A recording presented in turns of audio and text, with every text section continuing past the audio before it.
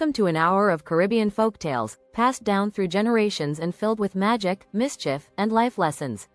These stories are the heartbeat of the Caribbean, with rich characters like Anansi, Papa Bois, and the Sukuand. So, sit back, relax, and let the magic of storytelling take you to the islands. Story 1. Anansi and the Magic Yam. In a time long ago, when the animals still talked, there was a clever spider named Anansi. He was always getting into trouble, using his cunning to outsmart the other animals. But one day, he found himself in a bit of a bind with a magic yam. Anansi loved playing tricks on everyone, and on this particular day, he stumbled upon a yam that spoke to him. The yam, enchanted by a spell, could grant wishes to those who treated it kindly. Anansi, being greedy, decided to steal the yam and keep its power all to himself. As he carried the yam through the village, it began to speak. "Anansi, why did you steal me?" The villagers heard the yam and began to gather around, curious about what was happening. "Quiet," Anansi whispered to the yam, but it only grew louder. "Anansi stole me, and now he must pay the price." In front of the whole village, Anansi's trickery was exposed, and he had no choice but to return the magic yam.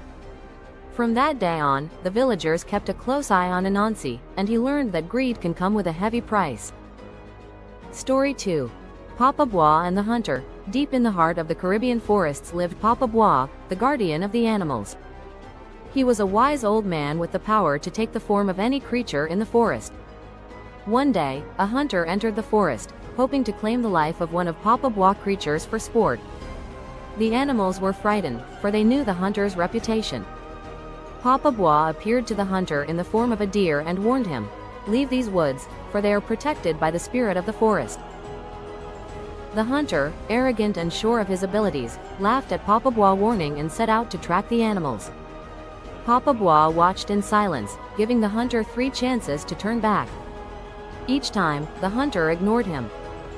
Finally, Papa Bois took the form of a mighty stag, leading the hunter deep into the forest. The hunter, eager to catch the stag, followed closely behind. But the deeper they went, the more the forest twisted and turned until the hunter was hopelessly lost. No matter how hard he tried, he could never find his way out again.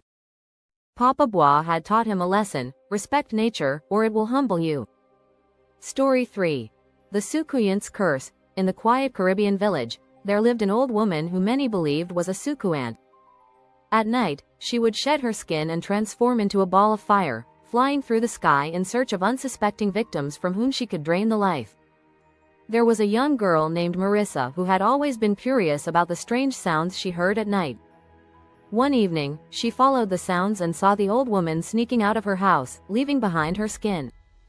Marissa, remembering the stories her grandmother told her, knew exactly what to do. She sprinkled salt inside the old woman's skin, for a Sukuand cannot return to her skin if it is salted. The next morning, the old woman tried to return, but no matter how hard she tried, she could not slip back into her skin. With a scream of rage, she vanished forever, leaving the village safe once more. Marissa had saved her people from the Sukuand's curse. Story 4. The Duendes and the Lost Child. Have you ever heard of the Duendes? They are small, magical creatures who live in the hills and forests, known for their tricks and mischief. One day, a child wandered too far from her village and into the hills, where the Duendes took her deep into their world. The villagers searched far and wide, calling her name, but the Duendes led them in circles, keeping them from finding her. Days passed, and the child's family feared the worst. But the child's grandmother, wise in the old ways, remembered how to deal with the Duendes. She left a plate of food at the edge of the village, a humble offering for the tricksters. That night, the child reappeared, unharmed and smiling. The Duendes had returned her, satisfied with the offering. Though mischievous, the Duendes always respected tradition. Story 5. The Talking Fish. In a small fishing village by the sea, there lived a humble fisherman. Every day, he went out to sea to catch fish to sell at the market. One day, he pulled up his net to find a strange, beautiful fish that could speak. The fish begged the fisherman to let it go, promising to grant him a wish in return. The fisherman, astonished, agreed and wished for wealth. As promised, the next morning, he found his small hut filled with gold coins.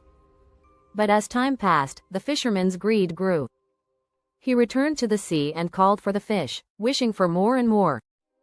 But with each wish, his fortune increased, and so did his arrogance. Finally, the fish, tired of his greed, returned and took everything back, leaving the fisherman with nothing. The fisherman learned too late that contentment was worth more than any amount of gold. Story 6. La Diablesse. Late at night, travelers through the countryside would sometimes meet a beautiful woman, dressed in fine clothing and walking alone. Her name was La Diablesse, a demoness known for her beauty, except for one hidden cloven hoof that betrayed her true nature. One evening, a young man traveling home met La Diablesse on the road. She was mesmerizing, and he followed her deep into the night, unaware of the danger. But as the moonlight hit her face, he noticed her cloven hoof, and his heart froze with fear. Realizing his mistake, he ran as fast as he could, never looking back. La Diablesse vanished into the night, unable to claim another victim. The young man had been saved by a stroke of luck, and from that day on, he never walked the roads at night alone again. And that brings us to the end of our hour of Caribbean folk tales. These stories carry the magic and wisdom of our ancestors, reminding us of important life lessons. If you enjoyed these tales, don't forget to like and subscribe for more storytelling sessions. Leave a comment and let me know which story was your favorite.